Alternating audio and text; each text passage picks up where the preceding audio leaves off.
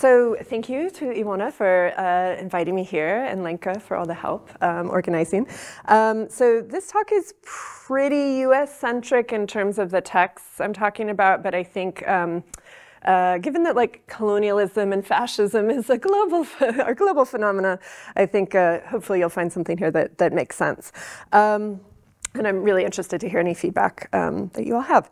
So my talk today is called Comedy as White Immunity in Contemporary US Cli-fi, and I'll immediately tell you that I'm talking more about humor than comedy per se, so not like stand-up comedy, but like uses of humor, but comedy just sounded better in the title with immunity, so the two Ys there, I had to go with that. Okay, so just sort of big picture context for anyone who's interested. You want to just mention this book. This is my second academic book, and so I've been working on humor for a while now, and comedy actually. And so this book was, as Iwona just said, essentially about the deployment of humor in environmental art and activism in order to combat doom and gloom discourse. But more recently, I've been thinking about the more nefarious side of humor, and as you'll see in the talk today, but also in a current project I've just started about the use and abuse of comedy and campy modes on the far right. So just one quick example, like Donald Trump dancing to Macho Man, which is like the, I don't know if this is a familiar song to anyone, a disco song from the 1970s by a homosexual group called the Village People, right? So the way in which playful and sort of humorous modes are coming into the far right in ways that I think are really disturbing. So yeah, so I've taken a bit of a swerve in thinking about the dark side of humor, and happy to talk more about that afterwards. Okay, but back to the talk for today. I'll be focusing on the US novels Weather by Jenny Ophel and A Children's Bible by Lydia Millett, both of which are from 2020. In these novels, characters frequently make jokes and self-consciously quote jokes, often to stave off their anxiety around climate change. These texts also happen to invoke, only to absent or appropriate, indigenous experiences and traditions. And I've actually found that this is a really common feature of US cli-fi. And I try to link these two tendencies, so the humor and the sort of absenting of indigenous peoples, I link them in this way. Climate change presents the opportunity to grapple with an ongoing history of colonialism, including settler colonialism, and how that apparatus has set climate change in motion in the first place. However, these two particular texts, these two novels, decline to engage in this grappling, preferring instead to reduce the conversation to absent reference and mere jokes. So comedy functions here as a conceptual prophylactic, allowing both white characters and white writers to imagine future adaptations that do not require a processing of the past. So they don't deal with colonialism as they look to the future. So to sketch out this larger context of cli-fi that I just referenced, a few years ago, I actually taught an independent study with an undergrad, a student named Brigitte Perot, and we looked at all these three things. So Odds Against Tomorrow by Nathaniel Rich is a novel from 2013. Bong Joon-ho, if you know him, the Korean director, he did an adaptation of the graphic novel Snowpiercer. And then we also looked at the novel 2140 by Kim Stanley Robinson. And we observed that these texts do that thing I mentioned. So they all invoke indigenous peoples only to absent or appropriate them, often framing indigenous peoples as extinct in the process. So just to give you a more vivid example, the novel on the left, Odds Against Tomorrow, it refers to how the Lenape people, who were the original inhabitants of Manhattan, so downtown New York, they used to canoe through what is presently downtown New York before colonial land projects eliminated tidal wetlands. Later, after a giant storm and flooding, the white Jewish protagonist, Mitchell Zukor, ends up canoeing through downtown Manhattan, so after massive flooding. So basically, he acts as an indigenous person, right? He's doing the same thing that indigenous people used to do. So my student and I ended up writing an article about this. And so this is us speaking, but then the quotation within the quotation is from Kyle Powys-White. So he said these tendencies are neither coincidental nor benign. First, they contribute to a larger status quo, wherein concepts and narratives of crisis, dystopia, and apocalypse obscure and erase past and ongoing oppression against indigenous peoples and other groups. Further, let's see, these erasures suggest that contemporary indigenous peoples have little to contribute to the processes of confronting or adapting to climate change, which is demonstrably false. Finally, such erasures prevent these cli-fi texts from fully capturing the scope and scale at which climate change plays out, even as they purport to do exactly that. So I should mention, for example, like in California, people are starting to think about indigenous practices of fire management. So we have all these wildfires, but indigenous peoples always burn fire. You know, fire is not a bad thing in and of itself. So there are practices, there's ways of burning brush that can be useful and actually prevent further fires. But these novels are just not interested in thinking about those histories.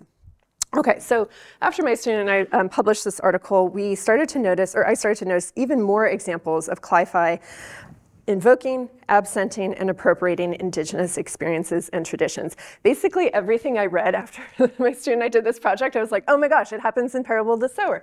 It happens in the middle. This is Here, which is a graphic novel, I'm forgetting the author, by Richard Maguire. It was just made into a movie with Tom Hanks. I don't know if anyone saw it.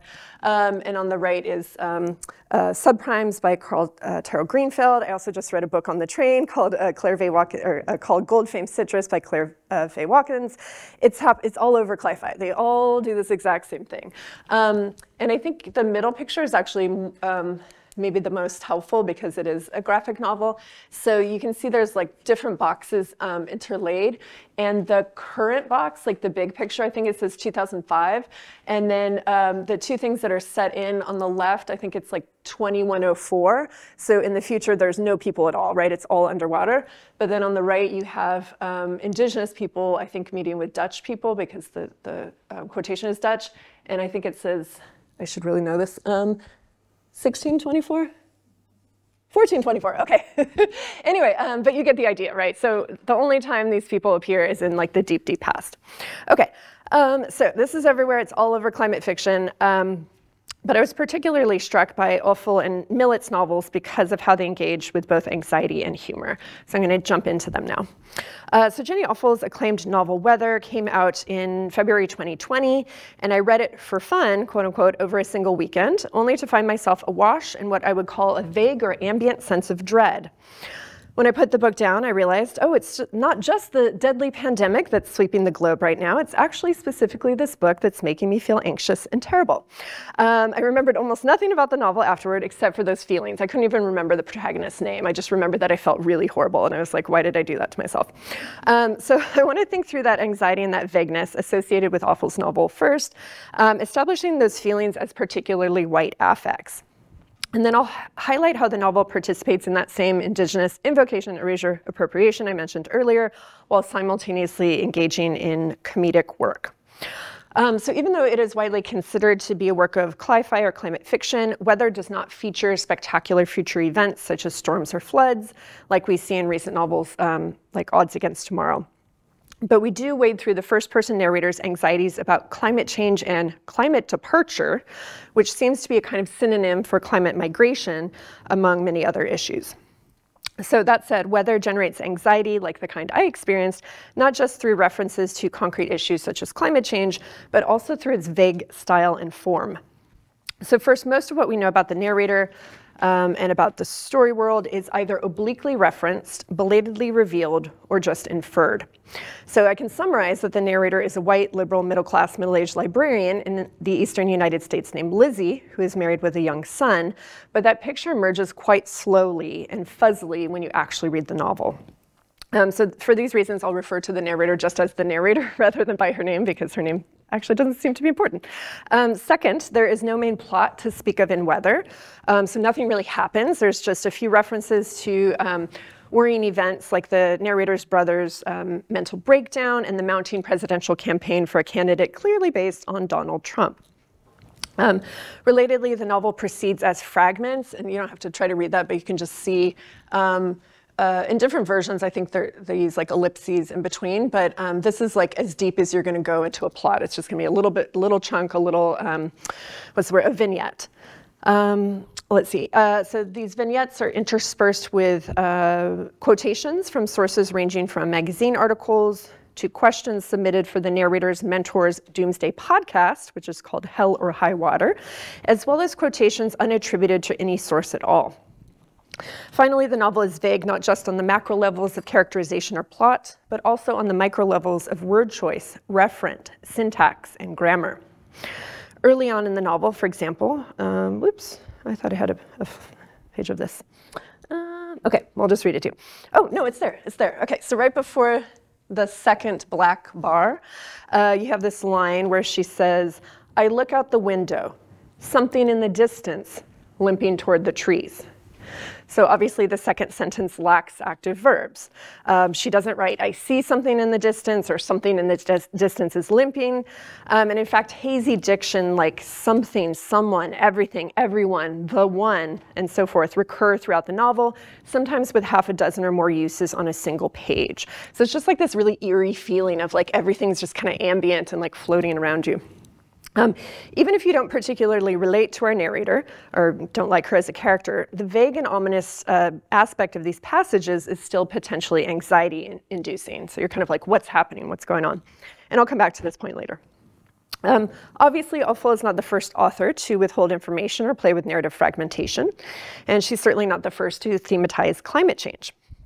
But I think weather is a unique site at which to think through what geographer Andrew Baldwin calls white affect in his 2015 article, Premediation in White Affect, Climate Change and Migration in Critical Perspective.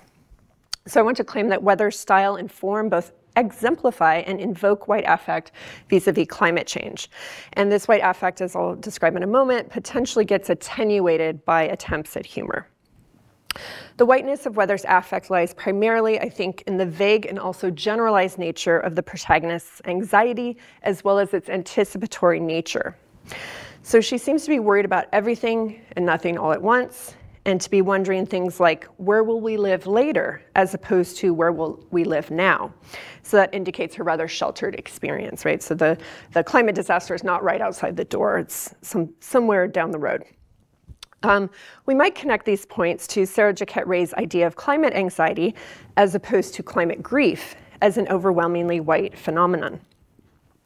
Ray hypothesizes that, quote, climate anxiety may just be code for white people wishing to hold on to their way of life or to get back to normal, to the comforts of their privilege, end quote.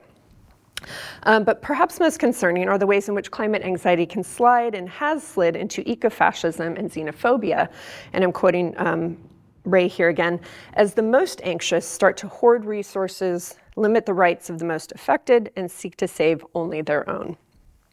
Which brings us back to the issue of what the novel calls climate departure. The narrator and her husband frequently obsess over what she refers to doomsteads, or refers to as doomsteads, or post-apocalyptic refuges. As she reports at one point, Ben and I make a list of requirements for our doomstead: arable land, a water source, access to a train line, high on a hill. Are we on a hill for floods or defense? Both. I'll build a moat, he says, then goes on the internet to learn how to do it. So I'm proposing that we understand this passage in terms of what Indigenous studies scholar April Anson has referred to as settler apocalypticism, a framework wherein state of emergency discourse justifies the white right of occupation. In the face of impending emergency, the narrator of Weather assumes her future entitlement to land. So she's not worried about who is on this land that she's going to get later, right? Her plans echo the climate gentrification found in cli-fi works such as Odds Against Tomorrow, in which the flooding of Manhattan leads the wealthy white protagonist to make a new life in the Flatlands, a remote area of the city that, according to another character, used to always be working class, mostly Black West Indians and Orthodox Jews before the storm. So in these ways, climate fiction functions to justify the white mobility inherent to settler colonialism. Weather's anticipatory nature also exemplifies the framing of climate change as an unprecedented catastrophe or existential threat, a framing that obscures the past and ongoing oppression of non-white people. So Kyle Powys-White draws on another Indigenous scholar, Candace Callison, to point out that, quote, the hardships many non-Indigenous people dread most of the climate crisis are ones that Indigenous peoples have endured already due to different forms of colonialism: ecosystem collapse, species loss, economic crash, drastic relocation, and cultural disintegration, end quote. Peppered throughout Weather's anxious and anxiety-inducing content are frequent, I realize I don't have a transition here at all, so just Let that sink in. Okay, next paragraph. Peppered throughout Weather's anxious and anxiety-inducing content are frequent jokes as well as references to jokes. Sometimes these come directly from the mouth or mind of Weather's narrator, like when she refers to having these little "are you leaving me" jokes with her husband, or when she tells a library patron that old joke about going backward. "We don't serve time travelers here." A time traveler walks into a bar. At other times, these jokes and references appear without clear attribution or context. For instance, Ophuls presents this random italicized paragraph near the beginning of the novel's third section. "A turtle was mugged by a gang of snails. The police came to take a report, but he couldn't help them. It all happened so fast," he said. In terms of content, many of these jokes and references have no explicit relationship to climate change or any other of the major topics in the novel, right? What does the snail and the turtle have to do with anything? But other jokes or references are directly related, as when an acquaintance gives our narrator a book inscribed with a prepper joke. I don't know if this term is familiar to anyone here. Prepper is what we call people that are obsessed with preparing for, usually like paramilitary right-wing people that are worried about the apocalypse, and so they prepare through stockpiling, skills acquisition, militarization, and other actions. So someone gives her a joke with a quote-unquote prepper joke. Someone gives her a book with a prepper joke written inside. So again, we're in the realm of the anticipatory because prepper, of course, derives from preparation. So people preparing for disaster rather than actually facing it. But while the content of, excuse me, but while the content of these jokes and references does not always relate clearly to climate anxiety, I think we can connect the making of these jokes and references to that phenomenon. So first, on an extra-textual level, they can provide some comic relief or coping mechanism for those of us readers who internalize the narrator's anxiety, even as we may resist its larger implications. So she might be making these jokes about snails and turtles just because she's trying to ignore climate change, right? And this is actually the case with another character named Sylvia, who is the narrator's former mentor. And I think, no, sorry. So at some point she says, she decides that, quote, "there's no hope anymore, only witness," and then she starts forwarding jokes to the narrator. So like every day she gets an email from her mentor with just like a random joke, because that's the only way she can deal with like the so-called end of the world. We can also presume that the narrator herself is after some kind of comic relief. So as I was suggesting, the frequency with which these jokes and references occur suggests a kind of compulsion or desperation on her part. At the same time, the novel is droll and wryly and dryly humorous overall, even when not explicitly making jokes. So consider, for instance, how the narrator muses, apparently in reference to the disasters plaguing planet Earth, that, quote, "the moon will be fine, I think. No one's worried about the moon," end quote. The same droll humor pervades the novel's engagement with Indigenous issues. Weather refers to indigeneity enough times to be notable in a very short novel, while never referencing any actual living Indigenous people.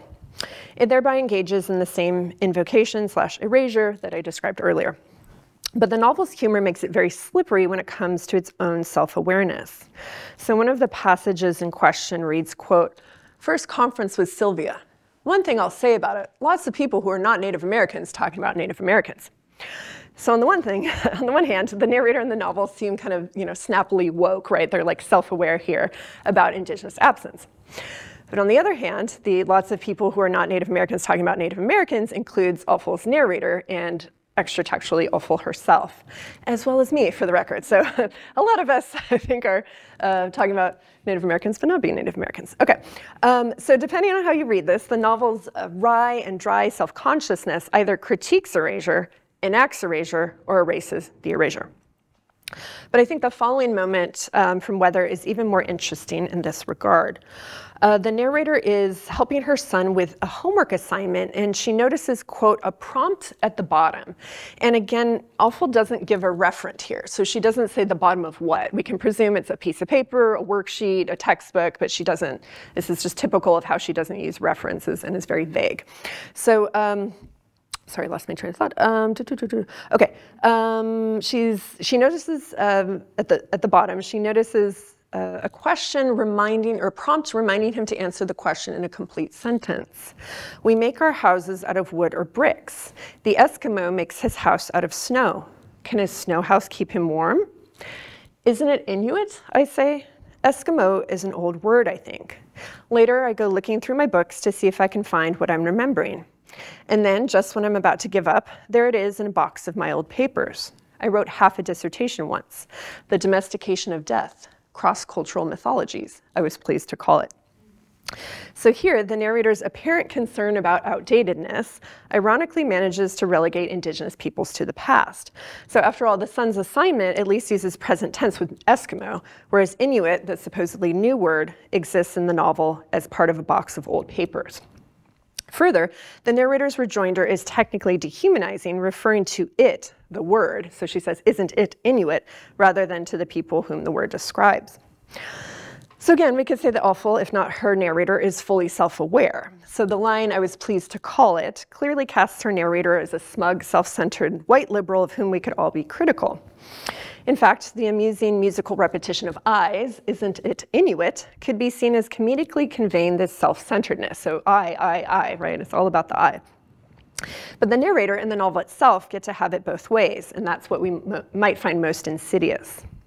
At the end of the day, Weather lacks what Anishinaabe scholar Grace Dillon calls vibrant Indigenous presence, and yet it manages to look like it's critiquing that lack. So given all that, we could say that Weather and its white affective climate function to justify settler colonialism in the same ways as those other texts I referenced early on. But the novel also allows us to see that cli-fi's obsession with the so-called vanishing Indian trope may not be about Indigenous people per se, and maybe not even about white people per se, but about the emotional structures of anxiety and fear that shape whiteness in the first place. And so here I'm going to go back to Baldwin, the guy that wrote the article that we saw a bit ago, and to admit that his notion of white affect is much more complicated than I initially let on. He's writing specifically about discourses in the global north about climate change and migration. So for example, people in London worrying about other people flooding in from Asia or Africa. And he tells us that, quote, the affect animating the discourse is not just some generic fear of the other, nor even just a fear of the racial other, but a desire to preserve the apparent normalcy of an imagined social order that the monstrous future conditional climate change migrant threatens to overwhelm, end quote. Let's see, I think I have more from him. Yeah, more specifically, he argues that white affect is, quote, a kind of intensity that arises when white positionality is backformed against a sense of white loss and the impending impotence of whiteness. And there, the quote within a quote is from David Theo Goldberg. So here's where I think, even though my talk is centered around the US, I don't hope. I think that this might sound familiar to a lot of people in the room. So this kind of white victimhood, white persecution, white extinction, white replacement narrative, that's circulating globally right now. Possibly just right around us. And Baldwin is very insistent that white affect is less about skin color per se than an epistemological orientation, a framework of meaning, or a habit of perception. So this might explain, for example, how token people of color participate in many of the white supremacist movements in the United States. So the head of the Proud Boys is actually not a white person, right? So, and there's a famous quotation that white supremacy doesn't actually need white people, it just needs people that believe in white supremacy, right? Okay, so I should acknowledge that when I first read Baldwin's article, I didn't think that his notion of white affect applied to weather, given that the narrator herself is considering moving to another state or country because of climate change and other political developments. So she's not actually worrying about other people coming to her, right? She's thinking about, where can I go? So if you recall that quotation, she was talking about her doomstead, where can they find their doomstead? But when we remember that the narrator uses the phrase climate departure rather than climate migration or climate refugees to talk about this process, we can see the connection. Awful's narrator cannot be a climate migrant or climate refugee because she is white. Or, as Baldwin would have it, she is white because she's not a climate migrant or a climate refugee. Settler colonialism does not allow this effective conceptual formulation, given that it is premised on the white right of mobility. Okay. On to the second novel, and my talk on this is shorter than my talk on weather, so just so you know. So like Weather, Lydia Millett's National Book Award nominated A Children's Bible is a cli-fi novel published in 2020 in which dry, droll humor emerges from a narrator's attempt to stave off climate anxiety. For example, at one point, Millett's narrator reports, quote, "My phone had started bringing a wash of grimness via the news whenever I looked at it. I solve the problem by ignoring it. Also, like in Weather, the protagonists have previously been rather sheltered from hardship. This novel is arguably more self-aware when it comes to the notion of the unprecedented. So here in this novel, when a climate change-induced megastorm is approaching, the narrator observes of related news footage, quote, "Usually the footage was of Florida or Louisiana or other places none of us lived. Now it claimed to be of closer locations." Let me see if I have that on a slide. Yes, okay. A rather odd phrasing that hints at the character's privileged denialism up until now. So "now it claimed" is like a very strange phrase. Also, like many of the cli-fi works I referenced earlier, a children's Bible just so happens to engage in the same invocation, erasure, appropriation of indigeneity. And so I was joking with my students recently that there must be like a standard cli-fi book contract in the US with a clause requiring this move. Like, would you like to publish a novel about climate change in America? You should definitely briefly reference Indigenous peoples and then push them to the side. Okay, so I should explain that, has anyone read a children's Bible out of curiosity, or Weather? Over here, okay. You don't need to, I've told you everything that you need to know. Okay, so I should explain that the novel is narrated retrospectively by a teenage girl who often speaks in first person plural, lending the novel an eerie precociousness and pretension. She's part of a group of upper class kids, implicitly white except for one specified transracial adoptee, who turn against their parents during a group summer vacation. This idyll becomes disastrous thanks to the aforementioned megastorm. Just before it makes landfall, we find this interaction between the parents and someone named Terry, who's spokesperson for the kids who don't want their parents invading their space in the rented summer house. So they want the parents to leave them alone. And the kid says, "Think of the attic as a reservation. Imagine you're the white conquerors who brutally massacred our people. And we're the Indians." "Native American," said a mother. "Insensitive metaphor," said another, "culturally." Awful's novel, as we just saw, contains pretty much the exact same thing, right? Exact same scene, right down to a mother-child interaction and a correction of Indigenous terminology. And Millet and Awful are actually like best friends, and this novel is dedicated to Jenny Awful, so there's some interaction there. Okay, so there are multiple potential sources of humor in this scene, including number one, the rhythm of the exchange, especially the extraneous addition of culturally. Number two, the petulant kid's refusal to grant the parents any sort of individuality or humanity, as seen with the terms "a mother," right? So it's not someone's mother or his mother or my mother, it's a mother. And the word "another." And number three, the pedantic, unself-aware nature of the parents' objections. Native American, just like Awful's narrator's "isn't it Inuit," is a superficial quibble about terminology rather than a concern about structural injustice. But within this humorous exchange, there's even more happening, beginning with the odd interplay of tenses. So we've got future, past, a lot of different tenses happening here. So first, while the existence of a reservation, albeit metaphorical, implies surviving Native Americans, here Native Americans technically only exist in bygone times. So brutally massacred our people is obviously past tense. Likewise, in Awful, we saw the new correct term of Inuit as part of a box of old papers. So yet again, a cli-fi novel lacks vibrant Indigenous presence, but gets to look wise and progressive about Indigenous issues. Meanwhile, "And We're the Indians" appears in present tense and stands alone as a declarative sentence.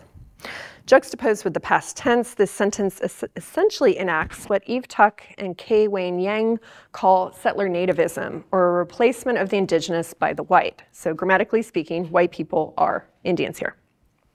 This move extends into the novel's next chapter.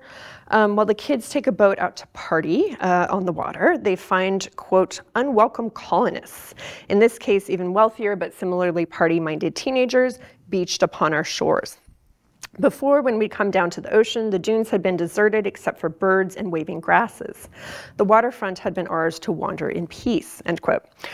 So plot-wise, the novel allows the kids to posture as the colonized. So they had been there before, alone, and now new people have come. When they eventually make peace with the other teenagers, Millet even has the kids bring the gift of marijuana, an arguably humorous twist on historical accounts of Indigenous peoples giving Europeans tobacco upon first contact. When my students pointed that out to me, I was like, yeah, okay, yeah, good. Okay, so we could read such moments as white self-satire on Millet's part, right? So specifically, we might laugh at these characters' self-importance, privilege, and hesitance to take responsibility for their place in the structures that enable climate change. One kid insists that those yacht parents are the worst. Those are the people that ate the planet. But they admit later on, upon moving to a mansion, that their parents' agenda was basically what ours had been, the shelter of wealth. So there's these moments of self-awareness. But a children's Bible doesn't deal directly with race or ethnicity at all, much less something like climate injustice. And when it comes to Indigenous issues specifically, the novel has no narrative mechanism for quibbling with these characters' absenting and appropriative gestures. So in sum, if we do take the novel as white self-satire, it's not a particularly effective one. We can't actually tell that the novel knows what it's doing, if that makes sense. We might also recall that a main ingredient of satire is exaggeration. So, you take, for example, the mannerisms of a politician that you want to make fun of, and you exaggerate them, you play them up.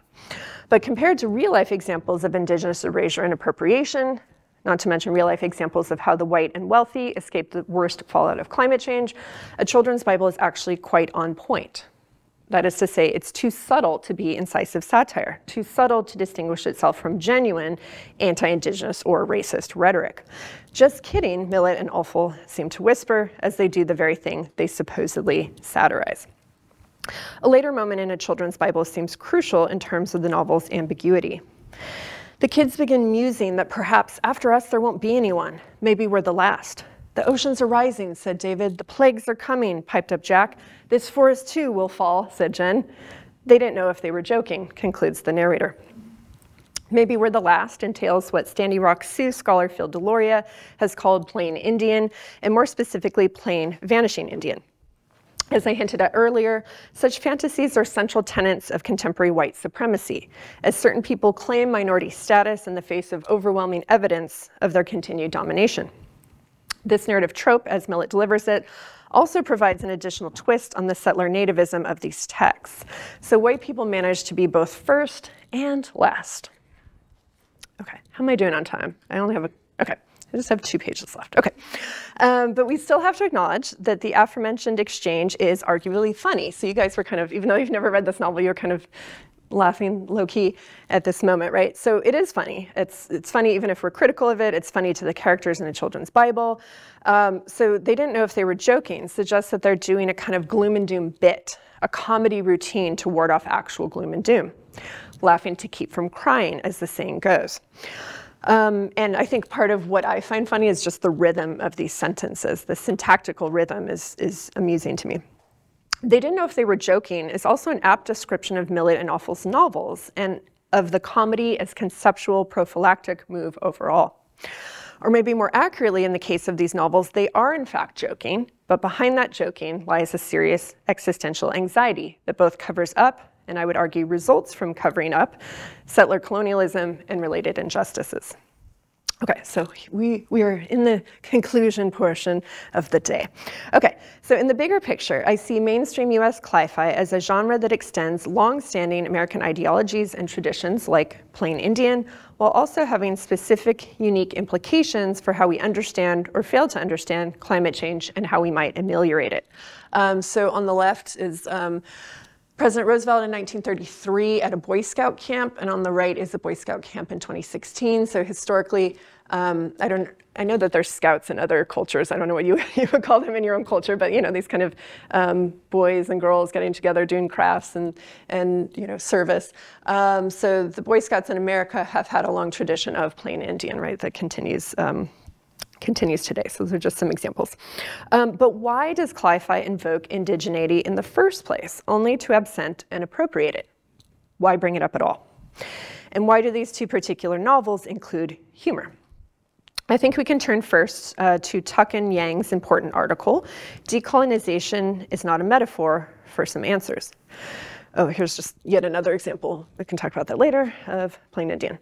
So they say, quote, the settler, disturbed by her own settler status, tries to escape or contain the unbearable searchlight of complicity, of having harmed others just by being oneself. The desire to reconcile is just as relentless as the desire to disappear the native. It is a desire to not have to deal with this Indian problem anymore. End quote. So if we extrapolate, I think we could propose that settler guilt and anxiety, white guilt and anxiety, not just climate anxiety, haunt the genre of cli-fi, and that invoking indigeneity in humorous as well as appropriative ways potentially assuages that guilt and anxiety. And I think this proposal fits with how scholars have described apocalyptic narratives as functioning to diffuse culpability and achieve a clean moral conscience. Given the psychoanalytic shades of these claims, I want to turn here to geographer Eric Swindigo, who has drawn on Jacques Lacan, and I'm definitely not a Lacan person, I'm not a psychoanalyst, but this is, trust me, this other guy's good. Okay, I'm gonna turn to this other person to argue that what we see in climate activism and discourse across the global north is a, quote, seemingly paradoxical condition of both acknowledging and denying the truth of the climate situation.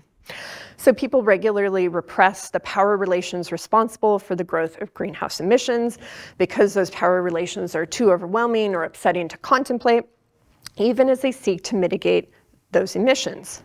They, or we, engage in prophylactic immunological dispositives, such as carbon-saving technology, sequestration programs, retrofitting carbon markets, and nudging consumer behavior, rather than, let's say, anti-capitalist revolution.